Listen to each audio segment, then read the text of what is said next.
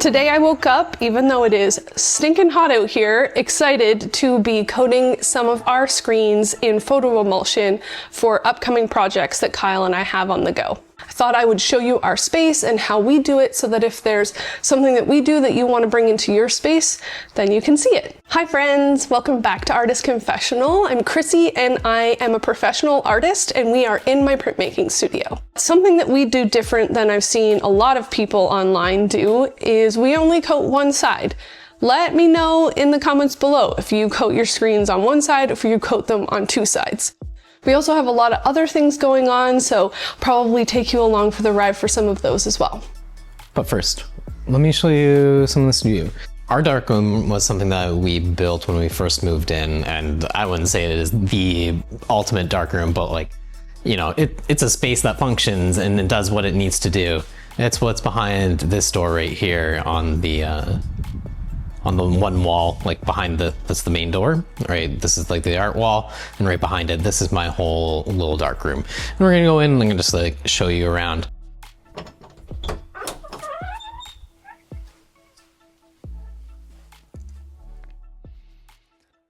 So my dark room's nothing really glamorous, it's just chipboard OSB, and we have just a yellow light bulb, nothing really crazy. I have some twinkly Christmas lights when I pull out polymer plates, but nothing really too fancy. And could it be better? Of course it could be better. As you come in on the left-hand side, we have timers for different processes. We have some screen printing stuff, like such as the scoop coat, some paper towel hinges, and chemistry. We have a guillotine, an old one that has like a handle for locking down. I use this now to cut plates. And we have some litho stones that I have not put away. And then down here, we have a bunch of litho stones that when we got them, I didn't know what to do with them, so they existed here. We have trays and some glass. All of our screens. This is a box for drying screens. Now, when it comes to our lovely box here, I do dry all of the screens with the door open, with a fan on, and the main door closed, and overnight.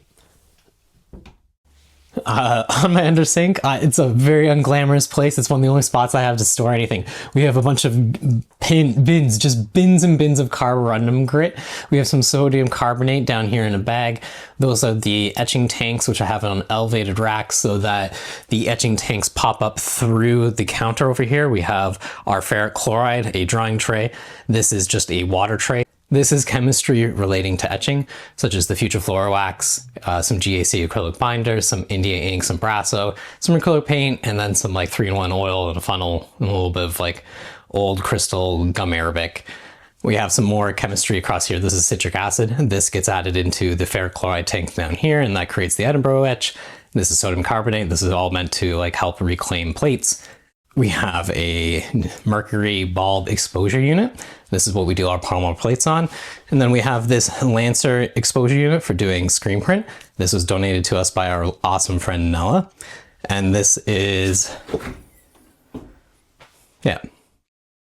below the Lancer unit, we have a cabinet for like chemistry, such as like our emulsion and such. And then we have our spray booth, which is like a super grubby half shower that I cut down, and like I can jam the screens up underneath this ledge right here, and they lock into place across here, and like that kind of holds them from like getting sprayed across all over the place. Now I think this has probably been the best pressure washer I have ever owned. It has been this one, Simon is 2000 PSI. This thing has lasted me forever, and it has been great. My little dark room feels like a chaotic mess at the moment, but like it's functional, and that's actually what matters. So that when I'm in here, like I can do some of the work that I need to. I don't do enough crazy light intensive work to warrant upgrading the space any further in terms of like making it incredibly blacked out or whatever. For right now, like it does what it needs to, and I think at some point in the future it would be awesome to upgrade it again, but I don't know at the moment. There's some other priorities before tackling upgrading the space. That is my darkroom. Back to you, Chrissy. To start with our coating process, I pull out our scoop coat, which has two ends, which I really love because we can take it off and it makes it much, much easier to clean. Next thing is I get the emulsion. This is the emulsion that we use. I always give it a stir before I start to use it. We then pour it into the scoop coat. We just pour directly out of the tub, which when it's like super full feels risky. What's making art without a little bit of risk? But we just basically try to make sure that it's filled up evenly. We put a lot in. Better to have too much and be able to cover the whole screen than having too little and having the screen end up being too patchy. What I mean by that is if I don't put enough emulsion into the scoop coat, then it might not actually cover the whole screen when I pull it across to coat it. Trying to put on emulsion, especially in a screen this size with a wide scoop coat, I'm not capable of just like holding the scoop coat with one hand, dragging it up, and holding the screen with my other hand. That is not a skill that I've ever achieved. So we put these little blocks of wood on our wall, and then we can actually just sort of jam the screen into the wood so it's acting as our hand and it can hold the screen where we want it to be.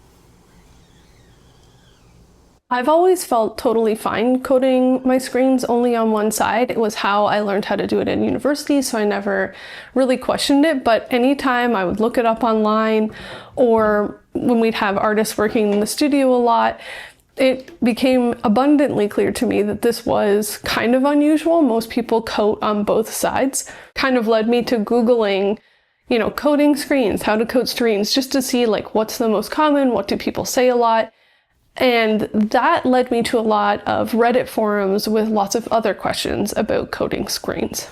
One of the questions was about whether or not you needed to use a scoop coat. We always use a scoop coat. It's the only way we've ever coated screens. I've never tried just like scraping emulsion on with like, I don't know, a piece of card or something like that. I would say they're pretty low investment, so it's definitely like worth getting if it's something that you're going to want to be doing pretty often and if you want to have an even coat of emulsion.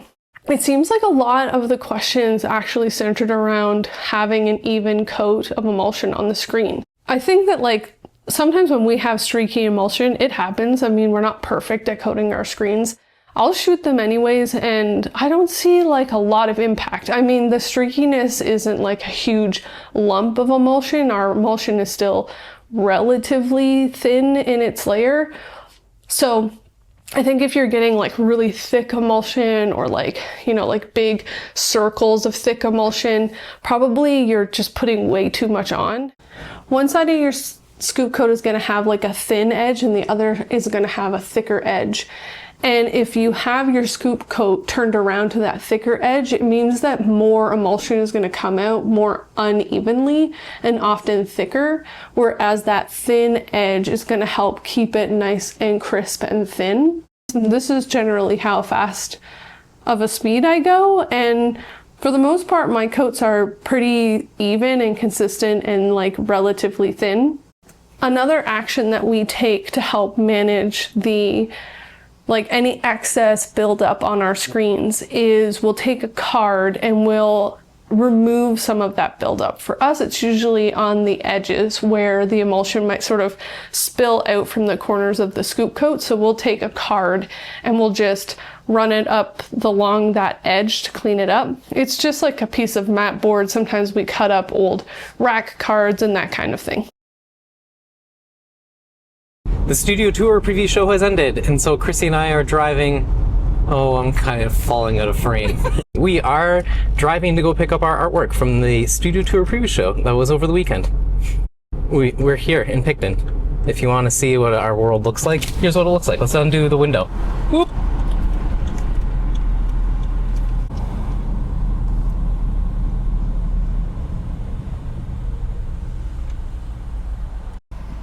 That right there, that's our mural. Kelly's. So this is the armory, and this is actually where our studio first started in this building. It didn't look like this when we had it. It was more of a 1990s weird mall aesthetic with a bunch of government offices, and then we were in the top floor, which is now an apartment. So we can't take you up there to show you it, but it exists. And so this is where we're going to go in and pick up our art from the Arts Council. Let's go.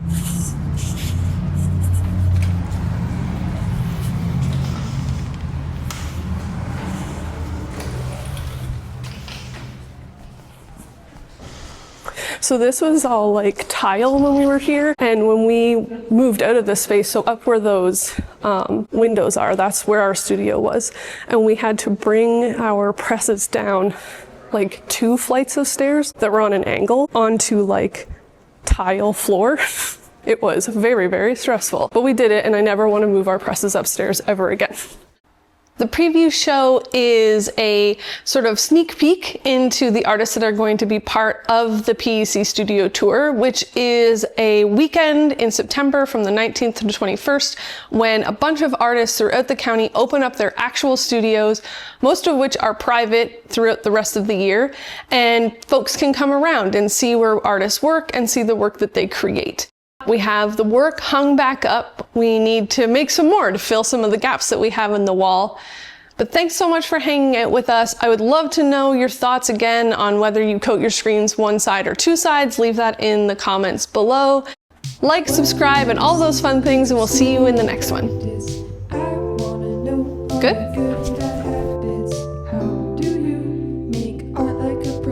There's so many ways to do so.